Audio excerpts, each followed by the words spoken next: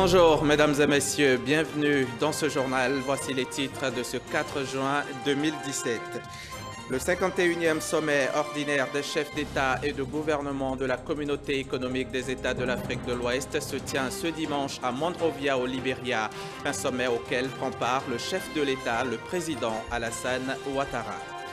Londres, une nouvelle fois frappée par des attaques terroristes. Hier soir, une camionnette a foncé à vitesse élevée sur des passants à la sortie du London Bridge.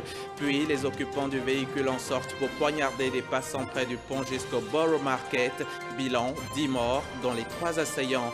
L'actualité, c'est aussi la célébration de la Pentecôte, cette fête chrétienne qui célèbre la venue du Saint-Esprit 50 jours après Pâques sur les apôtres de Jésus-Christ et les personnes présentes avec eux. Elle se célèbre le 7e dimanche après le dimanche de Pâques. Nous changeons carrément de registre. Il y a plus d'un an, le gouvernement instruisait les membres du Comité national de facilitation sur l'axe Abidjan-Noé à l'effet de réduire le nombre de barrages illégaux. Après plusieurs missions de sensibilisation auprès des forces de l'ordre, le message semble avoir été entendu. De 31 barrages en 2010, l'on est passé à 3 barrages légaux. Constat fait après la mission d'évaluation de 3 jours effectuée sur le corridor Abidjan-Noé par le comité, ce qui facilitera encore plus le transport des biens et des personnes. On en sait plus avec Francis Boifo. C'est désormais une réalité pour tout automobiliste, surtout pour les transporteurs qui empruntent le trajet Abidjan-Bassam long d'une vingtaine de kilomètres. Le constat d'aujourd'hui est qu'il n'y a plus de barrages. À son temps de 2000 jusqu'à 2011-2012, mais le nombre de barrages qu'il y avait sur nos voies d'Abidjan à Bassam, mais on ne pouvait pas les compter. À 15 km de Grand Bassam, la ville de Bonoua, le constat est le même.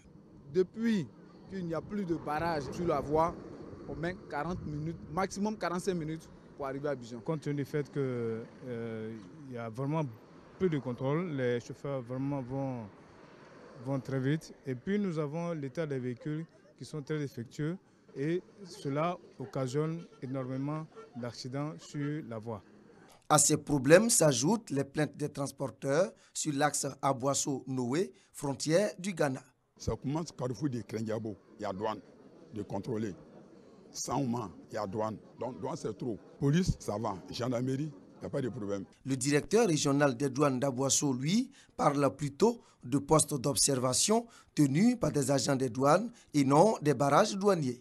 Ces agents sur le tronçon, quand ils voient des opérations irrégulières, essaient d'interpeller ceux qui sont dans les postes réglementaires pour dire tel véhicule arrive, nous avons l'impression que ce véhicule n'est pas passé par Noé pour faire un dédouanement, mais plutôt vient de telle région lagunaire. Durant 3 jours, les membres du comité national chargé d'évaluer le projet de facilitation du commerce et du transport sur l'axe Abidjan-Noé, long de 171 km, ont pu se faire une idée des réalités sur cette autoroute. Autrefois, il y avait une trentaine de barrages. Au cours du séminaire de juin 2016, il avait été demandé 3 barrages, un barrage de sécurité et 2 barrages d'observation.